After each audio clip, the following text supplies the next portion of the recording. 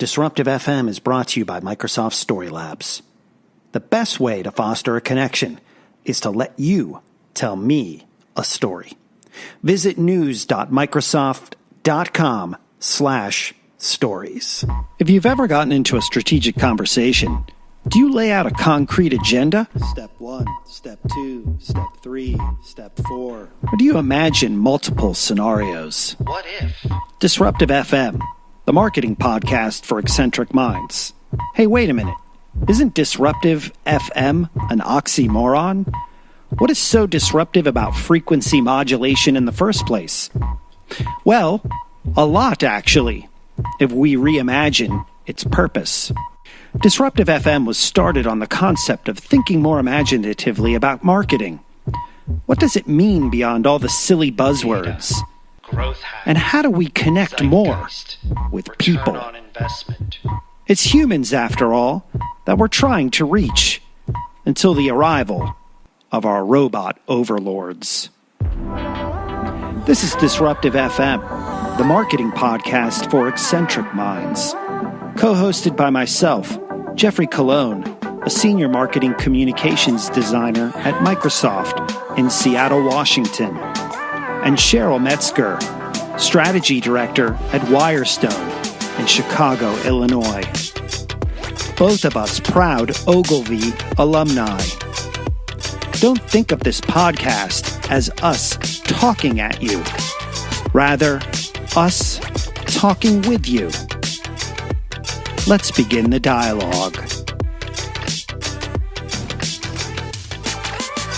Welcome to another episode of Disruptive FM. I'm your host, Jeffrey Colon. Cheryl Metzger is out this week on assignment. So I got to sit down and talk to a really awesome person that I really admire about live video, social media, how we engage with one another. There's a tendency of many people in B2B who think you just have to drive leads and you have to do it in the most boring way possible. What we've come to discover is that emotional storytelling works better in B2B than B2C, because B2B is actually more rooted in emotions. You're making a decision that can affect hundreds, if not tens of thousands of employees. So I got to sit down with Caitlin Angelo. And Caitlin works at DocuSign. You're probably really familiar with it. You've probably used it. If you've ever sent a contract out strictly through email, you've definitely used DocuSign. So I ran into Caitlin recently at a digital summit, which happened to be taking place in the Pacific Northwest in Portland, Oregon. And I wanted to ask her about everything we need to know about Facebook Live video. And mind you, a couple weeks ago, this was a pretty fresh conversation when you consider just recently Facebook announced a new product called Facebook Watch. No, it's not an Apple Watch. It's a way to watch video programming on the platform. Let's take a listen to what Caitlin has to offer. I'm joined with a special guest here at Digital Summit Portland. And for those who aren't familiar with Digital Summit, they take place across the country. There are about 12, maybe 15 dates now. A lot of great speakers, a lot of really intelligent people, both who attend as well as present. And Caitlin Angelo of DocuSign is one of them. Caitlin, how are you? I'm awesome. So good to see a fellow Seattleite here in Portland. Yeah, it feels like we're in enemy territory, right? Kind of, yes. Yeah, you don't wear the Seattle, nothing with Seattle on your clothing here. No, I should be fighting for bicycle rights and tweeting at people and finding a bike as fast as I possibly can here in Portlandia. Oh, wow. So I love that. These are all nice inside jokes for our listeners, for those who've never visited the Pacific Northwest and understand the differences between Seattle and Portland. So, Caitlin, you are presenting today on a topic that is near and dear to my heart, and a lot of people who listen to the show are really interested in this, and that is live video production, specifically within Facebook Live. Talk a little bit more about, why this is important for marketers to understand. Well, it's a great question. I think it's no surprise to anybody that video has been for a long time touted as the way for marketers to go. But in the past, it's always been high production value video. It's not been live. It's been pre-recorded, and then there's post-production. And with it, a huge price tag and not affordable to the masses. And YouTube is and has been the queen platform for video. But along comes Facebook and introduces Facebook Live, and suddenly you have church and state in terms of video and who can actually afford the ability to be able to do a video in real time and broadcast to their audiences for right now for free. I mean, this is a game changer, and the reason I'm here at Digital Summit today is to talk about Facebook Live and why it matters and what tech readiness looks like. And more than anything, to talk about how you can engage your audience and discover new people that might be interested in your content via this wonderful platform that is Facebook. So a couple of technical questions, and I'll describe to our listeners what I see in front of me. What looks like something that I can put my phone into, that mounts, that I can hold with one hand. Some microphones, sort of microphone equipment, but not a lot here in terms of the gear required. Is this another reason why the barrier to entry is lower? What do people, I think, have to learn when it comes to live video? And do most of us have that device known as our phone, which pretty much gets us, halfway there? So Chase Jarvis would tell you the best phone or the best camera is the one in your pocket. And the gear that is sitting in front of us right now is the Osmo by DJI. And the short answer is no, you don't need to have all this fancy equipment that's sitting in front of us. And it's not that fancy. It's just a handheld gimbal to try and solve for some of the instability or the shakiness when you're holding a camera, your camera phone. But as it stands, the Facebook Live platform, you can go live right from your personal profile. And it's not just a business page. You yourself, as a person, can go live. And this is accessible to the masses. There is no additional cost to it. And today, I'm going to help people here at Digital Summit who have never gone live before, hopefully, in 3 steps, go live for the first time and help show people how easy it is. And how to prepare for it, because it might be a little off the cuff for them today, but it's fairly simple from a tech readiness standpoint, and the friction, in my opinion, has been 100% removed. And so get in now while you still can before the monetization starts to happen is my recommendation to everyone. KPIs, ROI. We're laughing because, as marketing people, we have to deal with probably answering too many of the questions on KPIs and ROI. And again, for listeners, KPIs, key performance indicators, things that you want to measure, and ROI, return on investment. What do you get back from the work that you actually put into doing something like this? Now, you don't have to convince me because I love the power of live video, especially for small businesses. I don't think they realize how powerful this can be. Large businesses, I think, have even been slow to adapting to what they should do. But what should we monitor? What should we look at? What gives us some, health indexes in terms of the metrics that we could look at in this area? So for this particular area, we're looking at what's called video views. And we're looking also for reach. So how many people did this video reach? how many people watched it, for how long in the attention economy did they watch the video for. Then, on top of that, you can begin to get into some secondary measurements such as engagement. So how many people participated in the live video, commented, and engaged. But that has a lot more to do with the people that are running the Facebook Live and whether they invited the audience to participate, because this is not just a broadcast opportunity.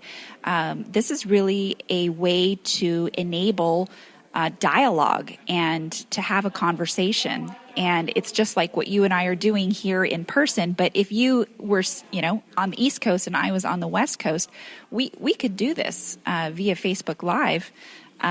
There's now Facebook Live with a friend that just got rolled out. And it's a very wonderful new addition to Facebook Live, and I think what I'm proposing here is that you and I need to have another date, but we just need to figure out when we're in separate locations, and we'll give it a whirl. Now, this is news to me. I did not know about Facebook Live with a friend, and I've been trying to figure out a Facebook Live hack, for lack of a better term, for a while, because I would always want to record a person who was elsewhere, and then myself, specifically for interviews like this. I mean, this is obviously an audio podcast, but I think a lot of people would enjoy watching us interact on video as well, because when it comes to inclusive design, we want to take into a fact that people like to learn a variety of different ways. Some people like watching video, some people like to listen, some people like to read. So tell me more about the Facebook Live with a friend. Is it a separate app? Is it a separate, is it a separate, how do I basically enable that? I'm really curious, Caitlin, on how this works. Well, it was first introduced as part of the Facebook Business Influencers Program. And so, Facebook doesn't do anything that they haven't tested, right?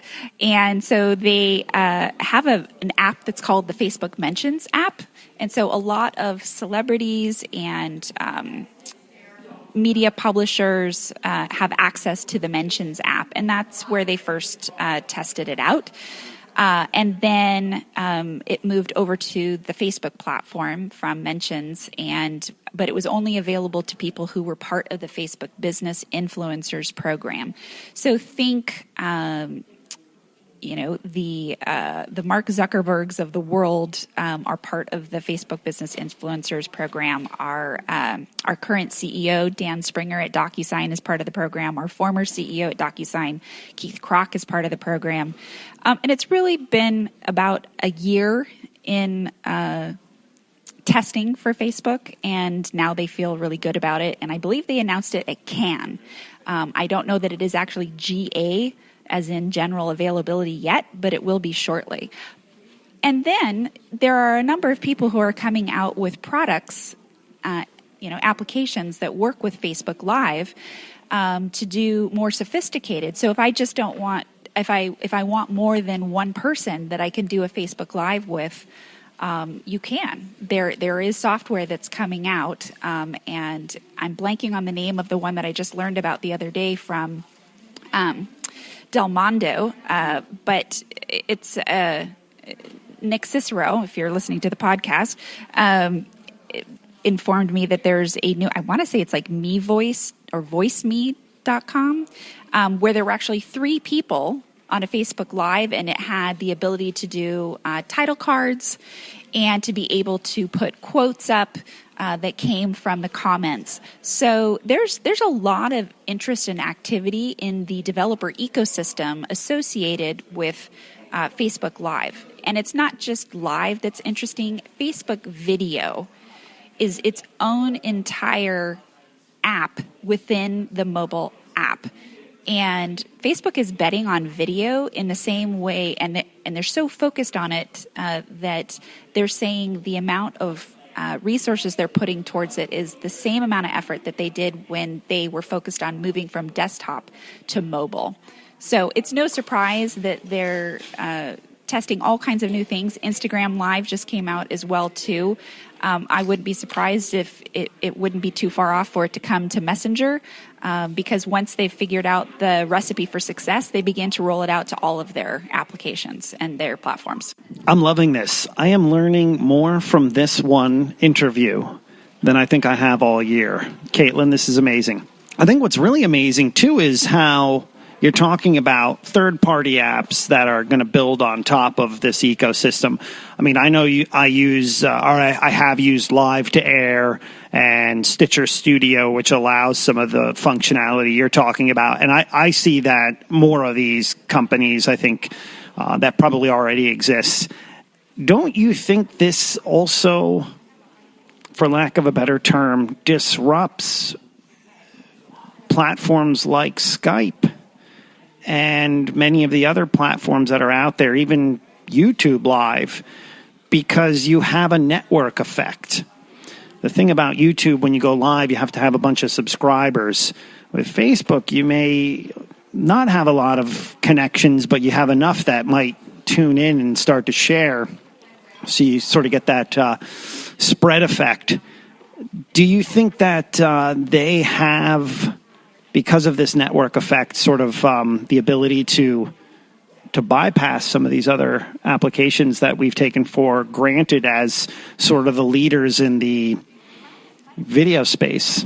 Yes, definitively, yes. They have the ability, and quite frankly, I believe they are already disrupting.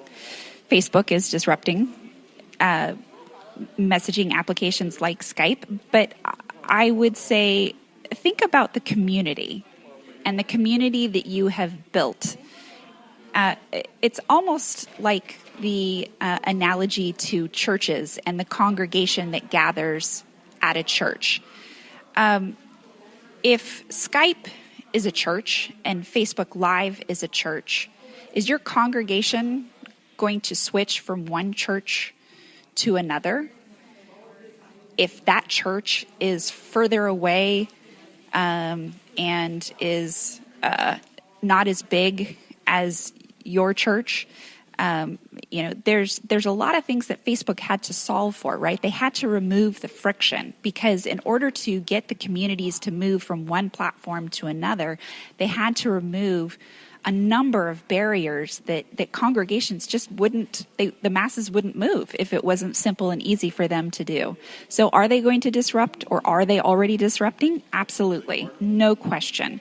The new question is if you have 1 million plus subscribers on YouTube, now are those same subscribers going to come over to Facebook, your Facebook business page, and begin to tune into you there? Well, the question is, back to the person that's broadcasting, is what's the content you're sharing and with whom? Because you could begin to have a channel strategy very similar to the channel strategy that you have for social media, where YouTube could represent perhaps your longer form content, and Facebook Live might be your shorter form content as a teaser to give people a taste of what the next episode might be. Or maybe Facebook Live's you're behind the scenes, and then episodically you're coming over to YouTube to watch the longer video that's a higher production value. So is it going to replace all these other entities that have been in or all the platforms and apps that have been in the video space? I don't think so. I think it will be complementary in some ways, but I think for people who have never actually gotten into the video game, really there's no excuse now. You're going to have to embrace the change and go for it. I mean, you bring up a good point, too, because Switcher Studio, I was saying Stitcher Studio before. That's a podcast app. Switcher Studio is a video app. The interesting thing there is, as you noted, Caitlin, is you can, instead of saying, hey, we're only going to broadcast on one entity, with a lot of these third-party apps, you could broadcast on all of them. So you could say, hey, wait a minute, let's actually broadcast and reach audience on Periscope via Twitter, YouTube, Live, Facebook, Instagram, wherever Twitch, wherever live video is supported, which can make it really interesting because instead of the old broadcast model of, well, you have to tune into one channel and it's here, now we're basically going where people may, where they naturally are and reaching them in an interesting way. And I think it opens up a whole new world for interesting live content that might, shatter what we're used to when it comes to even live content on broadcast television. Well, you're starting to see things like the WWE doing Facebook Live broadcasts. So it already is happening in my opinion, but don't forget the audience and how important it is to understand the audience, that the following that you have on each of these channels, right? In the DocuSign world, our Instagram following over-indexes for the real estate audience. So when we think about content that we might want to put on Instagram Live for DocuSign, we want to be indexing for the real estate audience. When you move over to our Facebook business page, our audience is heavily business decision makers. So the type of broadcast that we're going to do on Facebook is different than what we might do on Instagram. So I pose the question back to the broadcaster. How well do you know the audience composition of your channel, and can you make meaningful content that they will care about, that is broadcast worthy for them to want to tune in this attention economy when you're fighting for 90 seconds of somebody's time. Now, one last question, because you brought it up earlier, the engagement factor, the ability to comment, heart things, like things, talk amongst each other. I mean, how does that change the game of watching live broadcasts on a platform like Facebook? I mean, we already know that much of us are used to this going back almost a decade if you were watching television and tweeting with other people. But now you're almost like congregating in this one area together, or, watching it pretty much on the Facebook platform. And there is no second screen. You only have one screen. Yeah, so you only have one screen. It's almost like we've gone from second screen now to one screen again. And that one screen is mobile. And that platform is Facebook. So how does this change the engagement factor? How does this change even looking at ratings moving forward?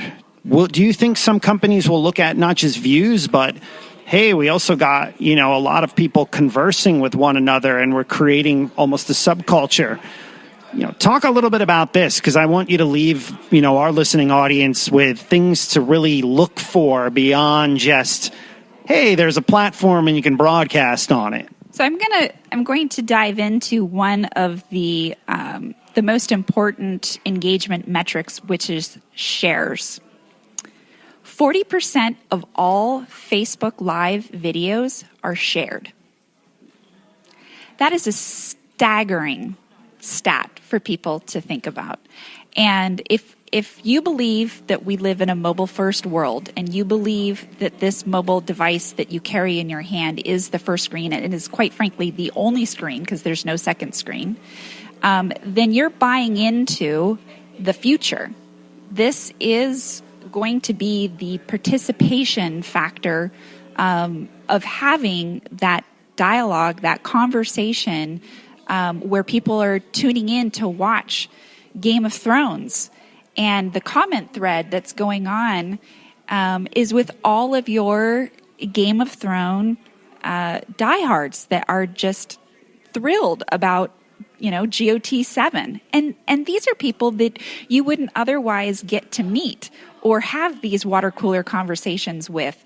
And it's going to be awesome. I personally, I wish that more media companies would see the power of Facebook and YouTube and other platforms for helping them figure out how to still be relevant when the TV dies. And rather than being scared or threatened by this, embrace it and figure out how to work together. You and I were having a conversation before this podcast about the rev share model. I think now going forward, publishers, studios are going to have to finally agree to work with the YouTubes and the Facebooks of the world. Brilliant move by Jeff Bezos to buy Twitch. I mean, they're all going to have to finally work together. And it kind of reminds me of a gigantic company where somebody has a forcing function where you have to stop working in silos and actually work cross-functionally. The time has come, and now everybody's going to need to play nice. This has been wonderful. Caitlin Angeloff of DocuSign. Really have enjoyed this. And for our listeners, I think the big takeaway, too, is, and we talked about this actually before the podcast because we have a tendency of living in the moment and trying to figure out the future. If we go back 20 years ago to the 1990s, cable television created what we now know as the analyst model. And Caitlin is shaking her head here saying yes, which was you get a bunch of talking heads on a show and they talk about what's happening around them.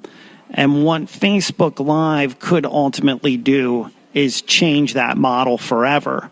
Because instead of talking analysts who just talk, now you have people who can talk and interact with the actual viewers. And the viewers can actually decide, hey, we like this or we don't like this. We want to hear more of this, and here's what our insights are. And this really becomes sort of a 360 dynamic world that It's additive. It only really exists within a social medium. So, Caitlin, thank you so much again for your time today on Disruptive FM.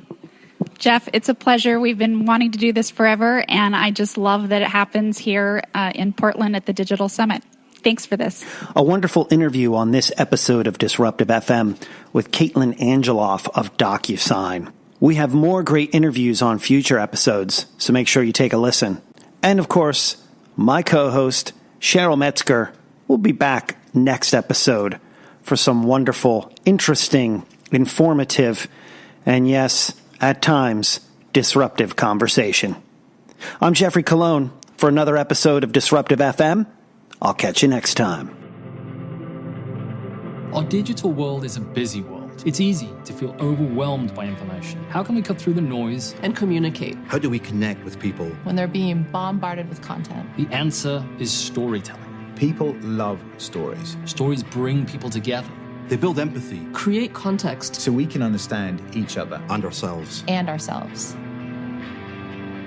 Great stories are both personal and universal. Emotional and relevant. They build community and pass on wisdom. From the dawn of time to our kids' bedtime. Around campfires and conference tables, stories celebrate our shared humanity.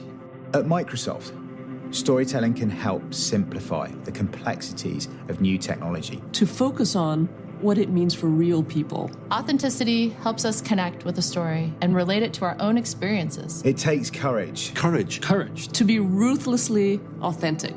Courage to show life as it is, instead of trying too hard to control the message. By bringing genuine moments to life and exploring relationships between people, we can tell stories that truly inspire.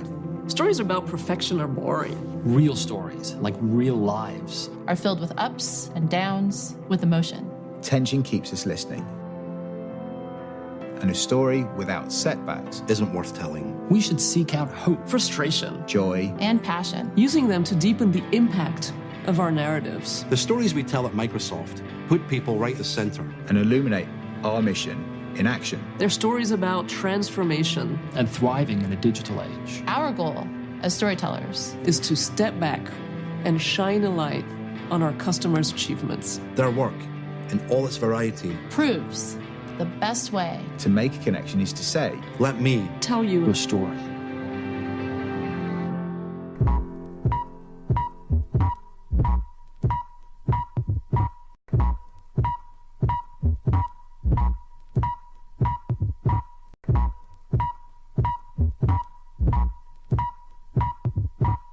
You've been listening to an episode of Disruptive FM, the marketing podcast for eccentric minds. Rate and review the show on iTunes. Purchase a copy of Jeffrey's book, Disruptive Marketing, and follow us on Twitter at Disruptive FM. Signing off from the cities of Chicago and Seattle, press pause.